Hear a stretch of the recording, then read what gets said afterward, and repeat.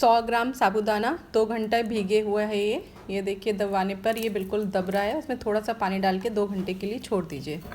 और मैंने लिया है हरा धनिया, हरी मिर्च और अदरक ग्राइंड करी हुई इसमें डाली है।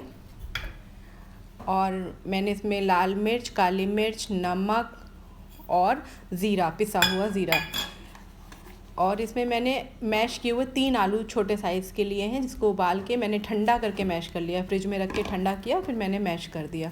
अब इन सब चीज़ों को मैं आपस में मिलाऊंगी। और इसमें मैंने 50 ग्राम मूंगफली भूनकर पीस ली है, वो भी मैंने इसमें मिला दी है। और इसमें मैंने आधा नींबू का रस डाला है। अब इन सब चीज़ों को मिलाइए। अगर आपको मिक्सचर थोड़ा सा ढीला गीला सा लगे तो आप उसमें मूंगफली के दाने का पाउडर और मिक्स कर सकते हो। मैंने थोड़ा थोड़ा करके मिक्स किया है। इसके बाद क्योंकि ये बहुत ज़्यादा चिपचिपा सा हो जाता है, इसलिए मैंने थोड़ा सा इसमें रिफ़ाइंड ऑयल भी मिक्स किया है। अब मैंने हाथ में थोड़ा सा रिफ़ाइंड लिया और इसके बाद जैसे हम पूड़ी रोटी की गोलियां बनाते हैं, ऐसी गोलियां बना के बड़े की तरह बना के उसमें छेद कर दीजिए, जिससे ये अच्छे से फ्राई हो सके। और इस तरीक़ों से मैंने ये देखिए वड़ा बना के रखा है, कितना खूबसूरत लग रहा है। ऐसे ही मैंने दूसरा वड़ा, ऐसे ही मैंने सारे वड़े बना लिए हैं।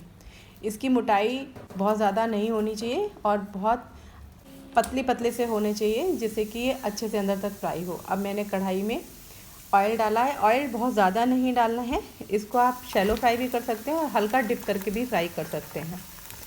इसमें देखिए मैंने इसको डाल दिया है और ये धीरे धीरे फ्राई हो रहे हैं। फ्राई होने के बाद देखिए मैंने पलटा इसको, तो ये रेडिश कलर में आ गए हैं।